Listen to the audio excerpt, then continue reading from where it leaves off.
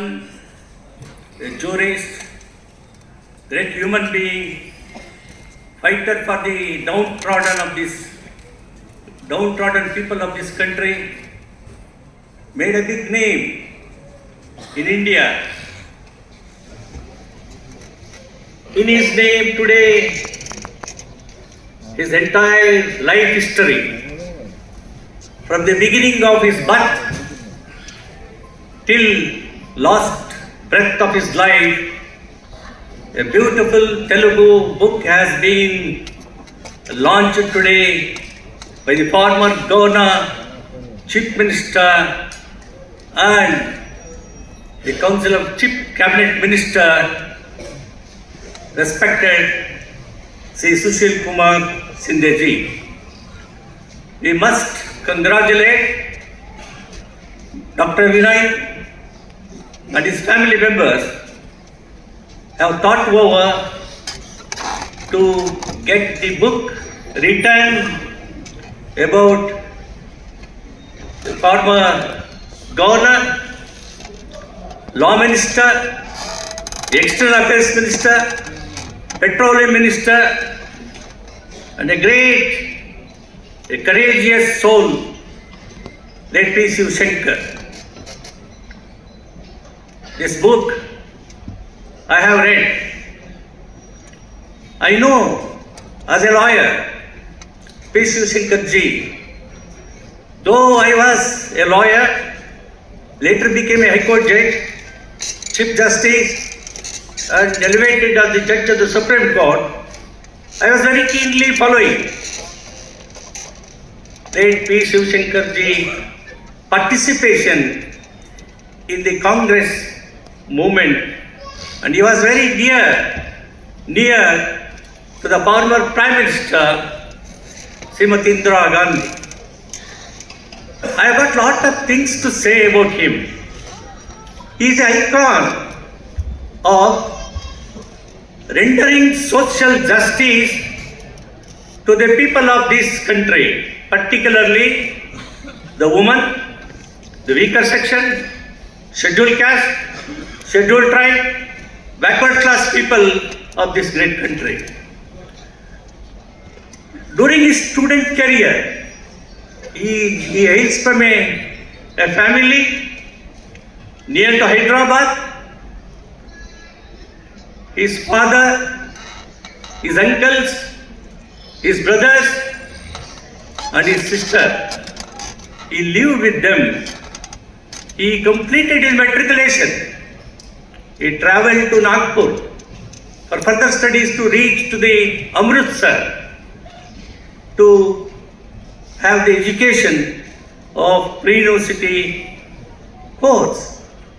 I don't want, if anybody who is today involved in the political science of this great country, I strongly believe, I am of the opinion, this country needs a person like P. Shiv Shankar to take over the reins of the power of this great country at this juncture. He is a man of human values. He is a man of self-respect. He is a courageous man. His heart breathes for the downtrodden and oppressed and suppressed class of the society of this great country. Can you imagine a person who practiced in the High Court, Supreme Court, before it reached that stage, he had no money to prosecute his pre-university course. He went to Nagpur, he toiled with the laborers. He worked for 2 hours. He travelled to Delhi. He worked along with the shoe shiners. What a great soul.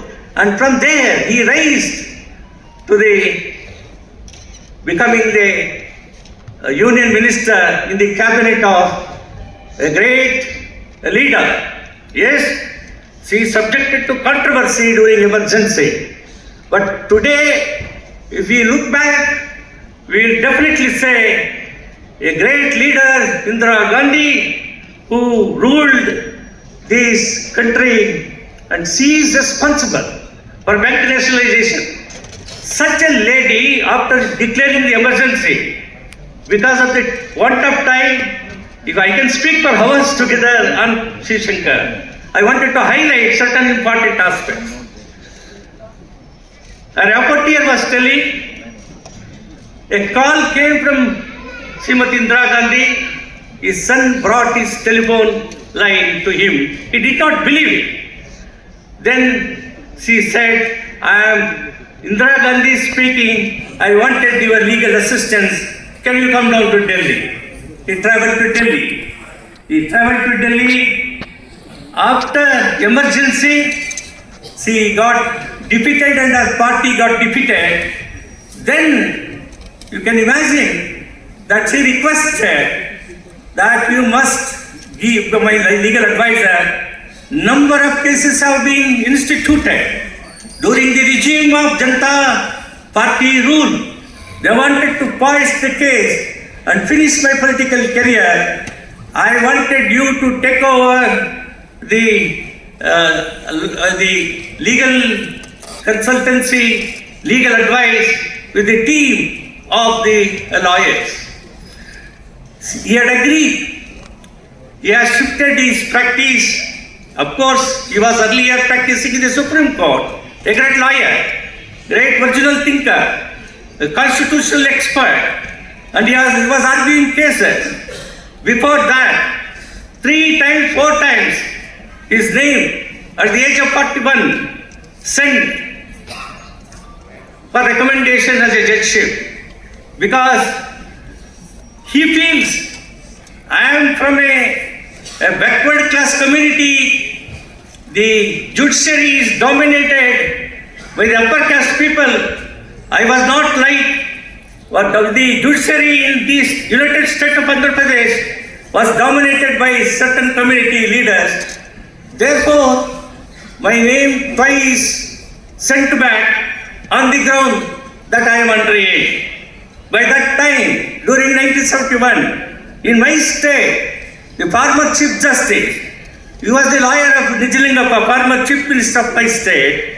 At the age of 39, he was elevated. His elevation was curtailed for 3 times. Later, Justice Gopala Reddy, the Chief Justice of United Andhra Pradesh and Telangana, he called for him. He was very good with Justice Gopala Reddy. He rejected. He refused to give his name consent for elevation as a judge of the Andhra Pradesh. But Gopala Reddy prevailed over him. You shall not refuse. I wanted your service as a judge in Andhra Pradesh and Telangana High Court. I am recommending his name. His name, he put a condition that my name must be in the list of recommendees lawyers. My name must be first. That was his condition. Accordingly, he has recommended his name. Then, when the list was finalized and came to High Court, his name was in the last, as not as a permanent judge, as an additional judge. He was not inclined, willing to accept and to take oath of office as a judge.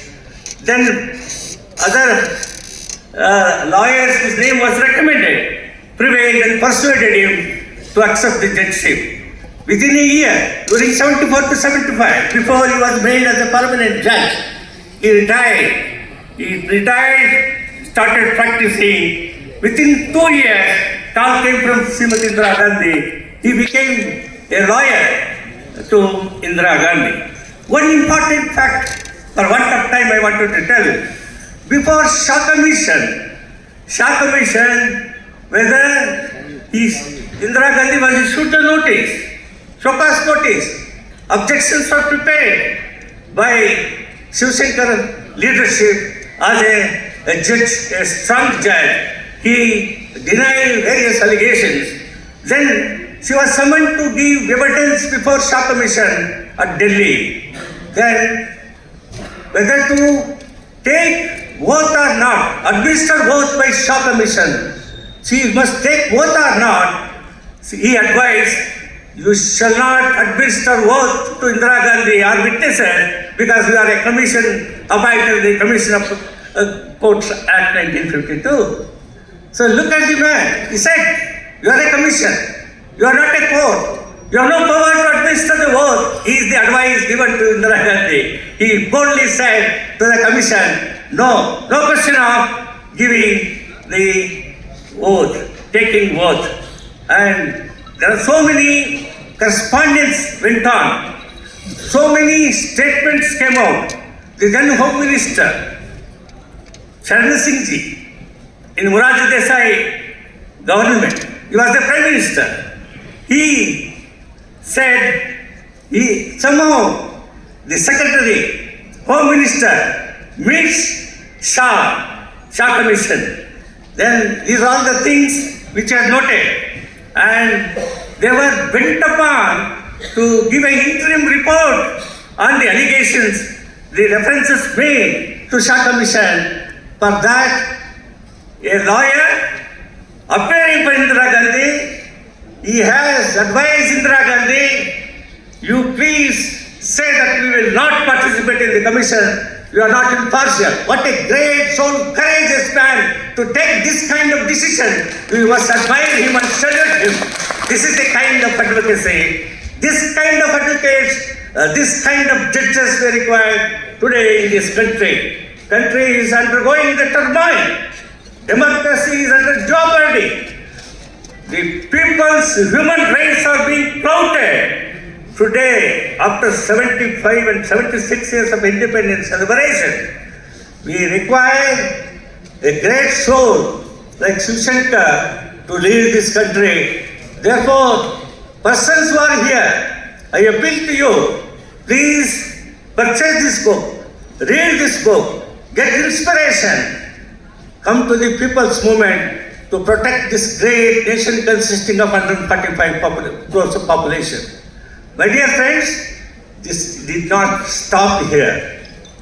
Very interesting story went on in the year 1987.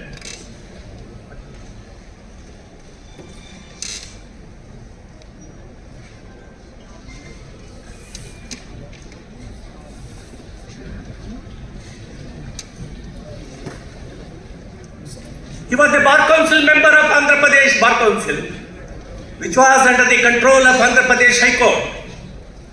During 1987, there was a seminar. He was invited. During that time, he was the law minister. He was invited to this function. Another person was also the chief guest. That time, he was the subject matter of that seminar was with regard to the accountability of the legislature, executive and the judiciary, unmindful of the consequences. A great courageous man made a statement. Those statements are, I am reading from the extract from the judgment which is reported in the year 1988 to SCC. That is the case where Duda initiated contempt proceedings against him for having spoken criminal contempt under the provisions of 2, read with section 15 of the Contempt of Courts Act. Do you know why? He made in his speech a scathing attack on the Indian judiciary, particularly the Supreme Court of India. This is the gist of the speech which I am going to present and read it to you. It is not my statement. Please, the journalists who are present here, please don't misquote me. I am quoting and reading from the statement of speech of late P. Shivshankar delivered in the year 1987. Balram Jakar was the chief guest, the speaker, former speaker of the Lok Sabha. This is the speech I want you to read, though I take 5 minutes more, you will understand what is the capacity and the courage and the conviction of a person. When he was a law minister, he had the courage and conviction to speak out against the Supreme Court. I read, the Supreme Court, this is the speech of Justice P. Shivasankar delivered in the seminar. The Supreme Court, composed of the elements from the elite class, had their unconcealed sympathy for the haves, that is the Jamindars. As a result, they interpreted the word compensation in Article 31 contrary to the spirit and the intendment of the Constitution, and ruled the compensation must represent price which a willing seller is prepared to accept from a willing buyer. The entire program of Jamindari abolition suffered a setback. The Constitution had to be amended by the first, 14th and 17th Amendment to remove his oligarchic approach of the Supreme Court with little or no help. Ultimately, this rigid, reactionary and traditional outlook of the property led to the abolition of property as a fundamental right. These statements are extracted in the judgment. Supreme Court, presided by Subjudge Mukherjee and Ranganath, very vehemently argue these are the statements per se amounts to criminal contempt liable to be punished, Shivasankar. They have referred to the earlier judgments, so many judgments with regard to the interpretation and contumacious conduct of a person. Particularly, they place their reliance upon EMS Namboodiripad, who was the former Chief Minister of Kerala State. That case was decided in the year 1972 SCC. The then Chief Justice of Supreme Court Hidayatullah, with reference to the Marxism interpretation, he has convicted EMS Namboodiripad. They place reliance upon the EMS Namboodiripad, seeking conviction of P. Shivasankar because of the statements attack on the Supreme Court and Supreme Court functioning judges, etc. Thereafterwards, his statement, I read, this is his statement extracted in the judgment. 20 years of valuable time was lost in this confrontation presented by the judiciary in introducing and implementing basic agrarian reforms for removal of poverty, which should be the ultimate result. Meanwhile, even the political will seems to have given way, and resultant effect is the improper and ineffective implementation of the land reform laws by the executive, which would have otherwise not happened had the executive and the judiciary been supplementing and complementing with each other. This is the allegation. Next important aspect is, by that time, 73 Keshavananda Bharati's case, the power of the parliament of Golkanath's case, that is 11-judge bench, who is also a landlord.